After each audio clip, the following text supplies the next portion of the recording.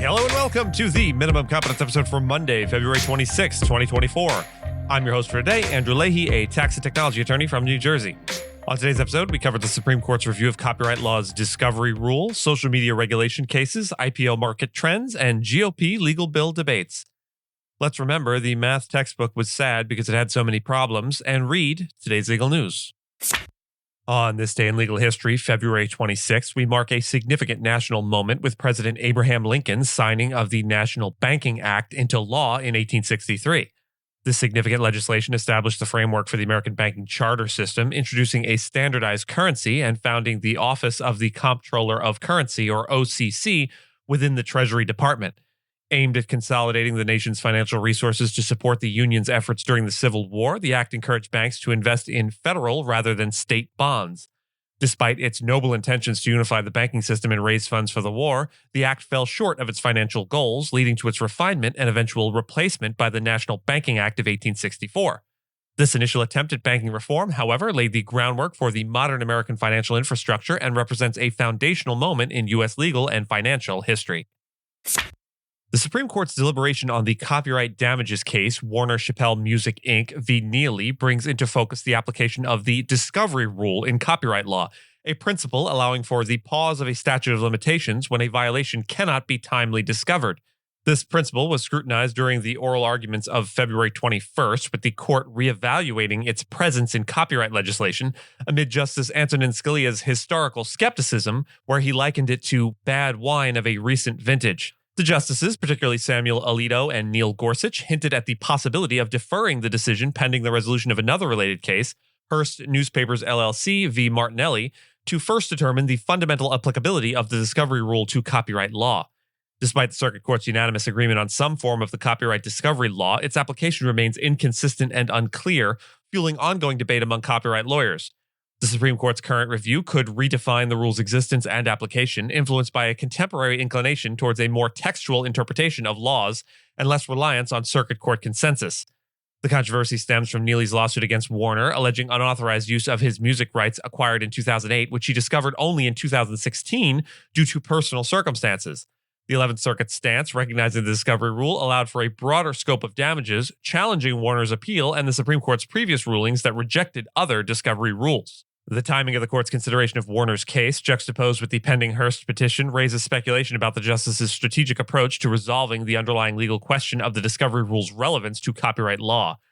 The Supreme Court's decision could potentially consolidate or hold off on Warner's case in anticipation of addressing the broader issue in Martinelli, indicating a strategic pause to ensure a comprehensive examination of the discovery rule's place in copyright jurisprudence to begin with.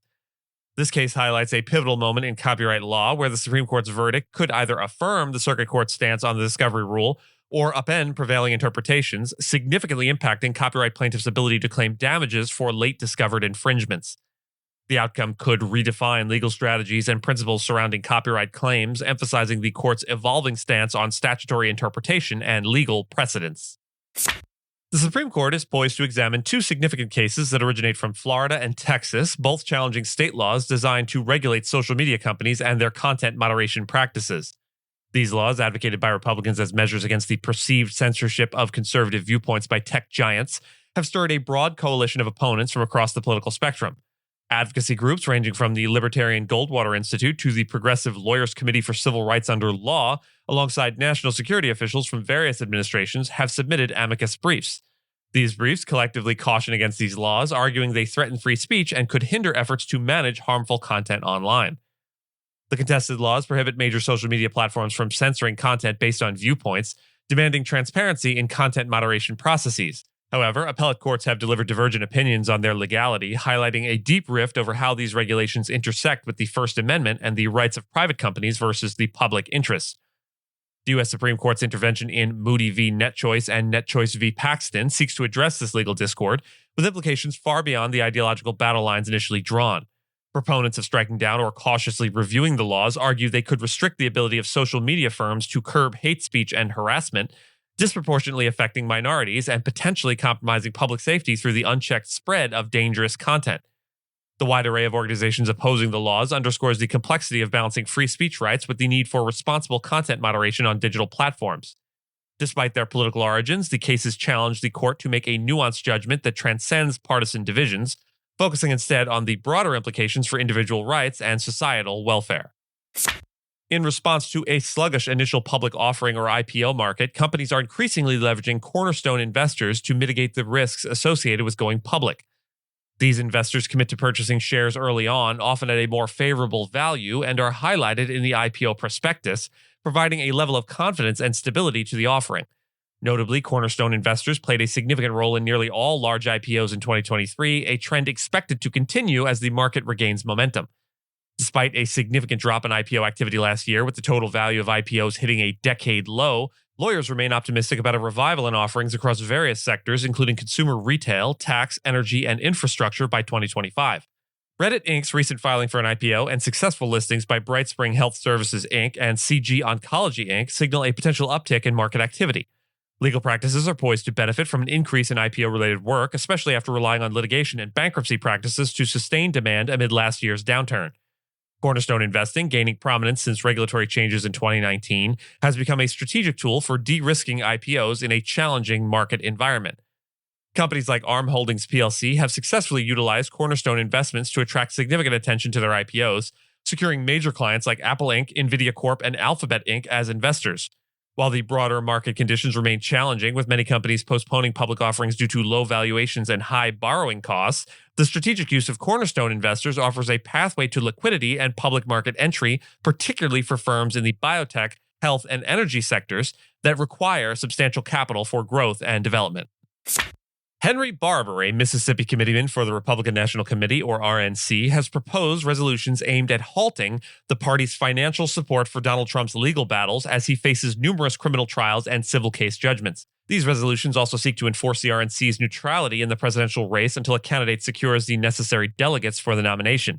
Barber's initiative reflects a desire to redirect the party's focus towards winning elections rather than financing legal fees for its leading candidate, emphasizing that Trump should independently manage his legal challenges. To advance these resolutions to a vote among the RNC's 168 committee members, Barber must secure 2 co-sponsors from at least 10 states by a specified deadline.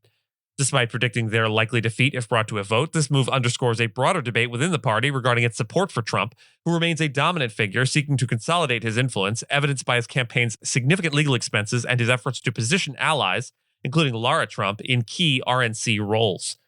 The discussion around the RNC's financial involvement in Trump's legal issues comes as the former president continues to assert his innocence amidst accumulating legal and financial pressures. This internal party challenge coincides with Trump's campaign to reinforce his status as a Republican presidential nominee against potential contenders like Nikki Haley, highlighting the intricate balance between party loyalty, legal entanglements, and the broader electoral strategy against Democrats.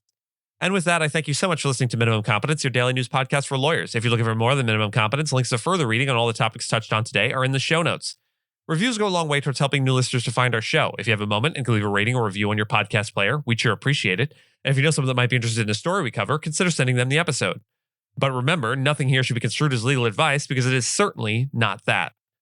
Minimum Competence is available at minimumcomp.com and wherever you get your finely crafted podcasts. If you haven't checked out the website in a while, give it a look. There are complete transcripts and resources for each episode and its corresponding segments, as well as an opportunity to receive new episodes in email, newsletter form. We'll see you back here tomorrow, and until then, remember, I have a joke about construction I wanted to put here, but I'm still working on it.